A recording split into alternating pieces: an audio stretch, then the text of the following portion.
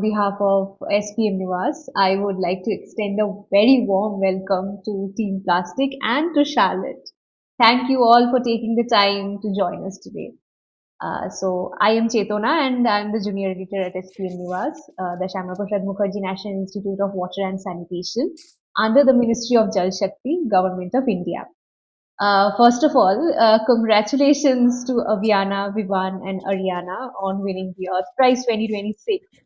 Your innovative work on addressing microplastic pollution through plastic has attracted global attention, and it is truly inspiring to see young change makers developing practical solutions to facing environmental challenges.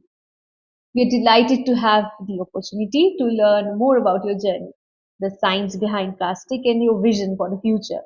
Uh, Before I begin, so I would like to thank Charlotte and the Prize team for helping facilitate this interaction. With that, let's get started.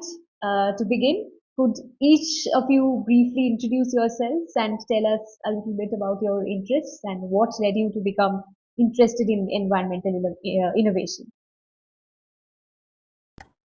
Sure. Can you hear me? Yeah, I can. 1 second. Yeah, hi everyone. I'm Ariana Agarwal. Um, I've been really passionate about green finance and just how I can use different types of technologies, sciences, or honestly anything that I see around me available to eradicate any sort of inequality. I think that's how plastic really connected with me because we spotted an inequality and using the science behind tamarind seeds, we developed something that we were really passionate about. So I think at the end of the day, that's my goal and that's what I do. Hi everyone, my name is Avyana Mehta and I've been involved in the environmental science sustainability sector since I was 14 and my passion for plastic comes from seeing the micro level problem of plastic pollution. So it was just something that really impacted me about how we were seeing the different variety of how pollution had impacted the human health. So microplastics were a key factor in how the human body was facing a lot of illnesses like cancer and endocrine disruption. So that's what drove me. Hi, I'm Vivaan Chhawchharia. I'm from Calcutta, studying in Jaipur at GPIS. For me, I think my love for sustainability actually started from a teacher of mine who was my environmental management teacher in class 9. She just introduced me to that subject and I fell in love with it. And I brainstormed, I think, a few hundred ideas with her, the 2 years I studied under her, of how we could eradicate the problems of climate change. And I think we just addressed one of those problems, and there are many more to go. All right, thank you so much for introducing yourselves. So let's start at the beginning. Uh, you visited a rural community and saw a child drinking from a shared plastic container. Can you take us back to that moment? What did you feel, and when did it crystallize into a resolve to act? So basically, again, this was an issue that microplastics were an issue that I had been learning about. Actually, all three of us had been learning about for quite some time now. And three of us were actually sitting in one class one day and actually just discussing what's like really happening in the world currently. And then we just realized that microplastics is a sort of issue which is not really talked about, but it is such a significant issue which is causing major problems, not just in humans, but animals as well. So this we were brainstorming and we were talking about the issues just a few weeks before we actually went to one of the rural sites for another project. And when we realized that the filtration systems that we have, the rural communities have no access to that because of the expense and, well, inaffordability, right? So we just realized that looking at them drinking from those shared water containers and not having proper filtration, that's what just stuck to all three of us. And we were really, really affected by that and we wanted to act on it no matter how much of a time it would take, we had to act on it and create a solution for them. Right. So, Plas-Stick is the first ever global winner of the Earth Prize from India. What does this milestone mean to you personally and for young innovators in India more broadly? I think this means it's that incredibly special because India has so many young innovators in like sustainability and science sector, and the fact that we were highlighted on a global stage is like goes far beyond just our team, and it feels like we're representing India on that global scale. So I feel like we're giving sort of inspiration, hope to all these people, to all the people who want to pursue these sectors and actually do something about the problems of our environment. And also the fact that if you like work hard enough, like,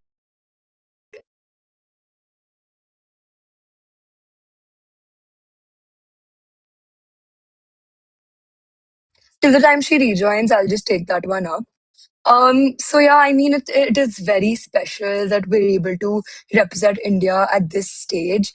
I mean, being able to access this wonderful platform means the world to us because, I mean, our solution is centered around an Indian household staple, which is imli, right? Or tamarind seeds. And having this staple alongside us being represented at such a stage just means the world. And we're so happy that we're able to inspire these other young people who are hopefully looking at us with pride and joy. And yeah, I think it's just very special. So that's wonderful. And how did the three of you divide your responsibilities? And were there moments of creative disagreement that actually made Plas-Stick better? I think I'll take that one.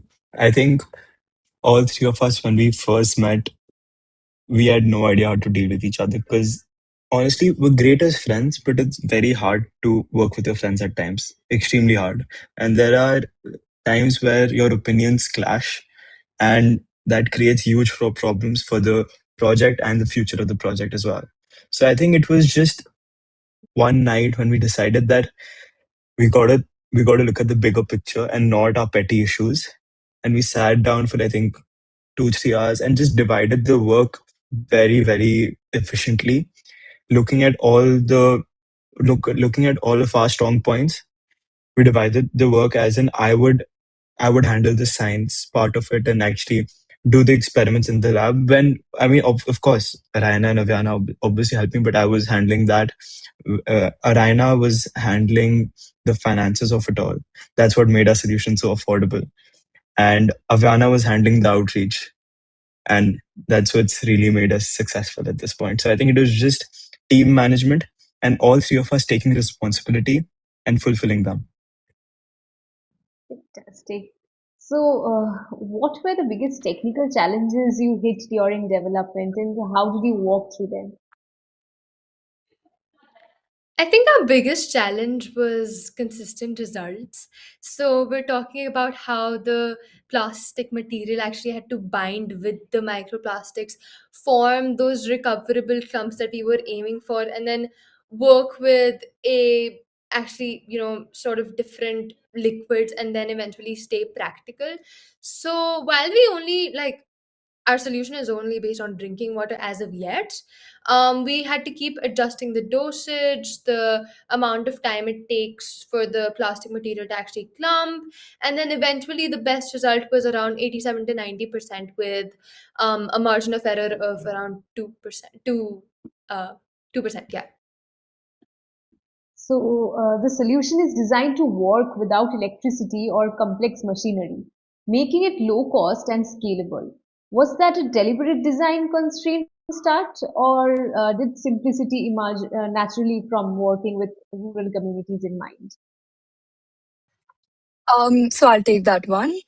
I think it was definitely kept in mind from the start because the project itself started when we looked at these rural communities, right? And I mean, we have access to these really fancy filters like reverse osmosis or cell membrane filtration. But that's exactly what these communities lacked. So we wanted to create something they could like easily and simply use, something low cost, something scalable, which is how we found tamarind seed waste. Because A, they're very low cost, B, very easily scalable because tamarind is such a used product. I would say that there's a lot of waste. So we could easily scale that. And yeah, it was definitely kept in mind from the start.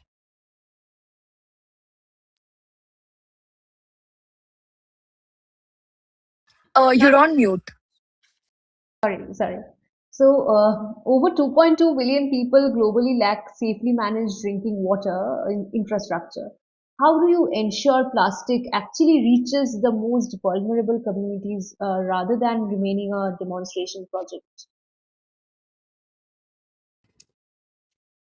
So I think for us, obviously, the grant money that we've received from the Earth Prize is going to help a lot. Creating the micro production hubs near tamarind seed farms, actually, tamarind farms, where we can actually very locally source the tamarind seeds. And in those hubs itself, we can make the product and supply it to the villages nearby. Of course, scaling it to a global level will take time, will need more external validation. Well, we'll need a lot of support because there's no way no one is going to listen to three teenagers. Even if we've won an award, no one is actually going to believe three teenagers. I think convincing and support is what is going to help us scale it. National level, the government can of course help us, but scaling it to a global level is where we're going to need, I think, professionals and I don't know, international organizations to maybe help us. Sure. People who actually believe in our product. Right. And what does a dose of plastic cost today per liter of water? And what would it need to the cost to be truly accessible? Sure. So it costs $0.90 per 1,000 liters. And the thing is, like, the setup costs are a bit more than that, $130, because we need this for explaining how the product works, consistently ensuring deployment works. And honestly, setup costs do take that much because it's just a one-time cost, right? For training, demonstrations, logistics. So I think $130 for that and $0.90 per 1,000 liters. Right. So you plan to scale through decentralized production hubs across rural India. And what does that model look like on the ground? Who makes it? Who distributes it? Who trains communities to use it? So the decentralized production hubs means we're actually going to be, placing them beside the actually tamarind agricultural farms fields.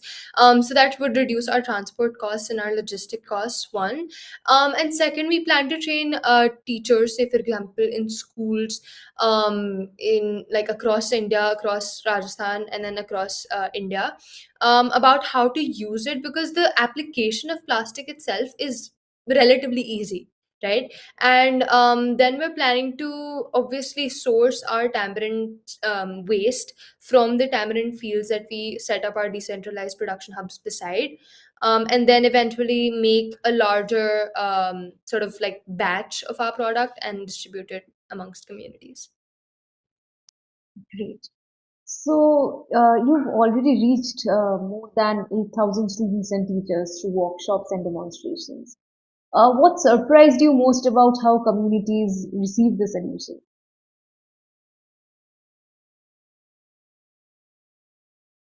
I'll take that one.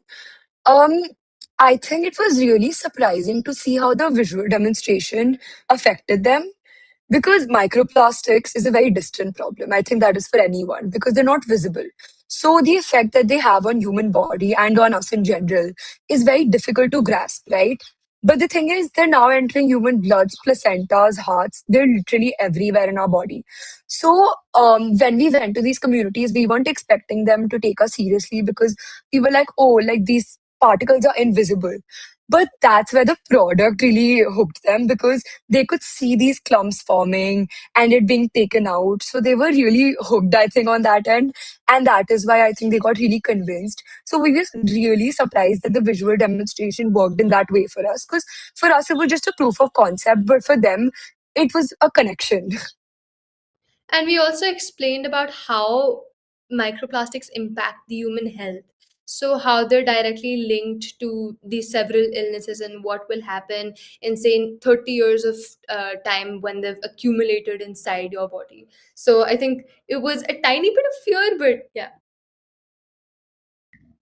So you are 16 years old and have just won a global competition judged by scientists and environment. How do you deal with being taken seriously or not because of your age?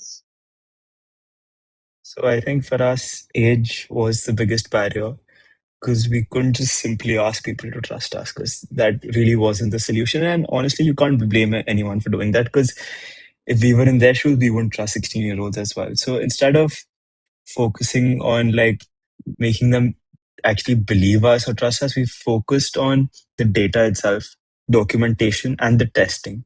If we could show them the evidence of our product working and the positive impact that it's creating on the communities, that is all we need to convince them. Rather than us just going on and on about how they should trust us and they aren't, giving them evidence to trust us is what our mentors needed. I think also the sheer Um, passion and rigor that all three of us had in our eyes, as they say. So we were just so serious about solving this problem, solving this like persistent problem that our science department at school had helped us, and then eventually our counselors. Fantastic. So, what would you say to a 14-year-old in a small town in India who has an idea but doesn't really know where to begin?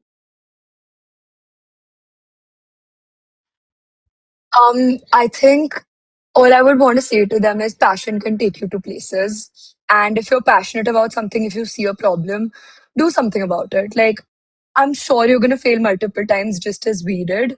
But when passion exists, a solution will always exist. So, experiment, look around. I think observing is very important because that's how we found tamarind seeds. I think look around and you will find something that can help you solve that problem. Just stay passionate throughout. That's all. Great. So, 5 years from now, what does success look like for plastic? A number of communities reached, a policy change, or a commercial product on shelves? I think for us, of course, it's going to be a commercial product on shelves, but I don't think we can do it without the support of the government.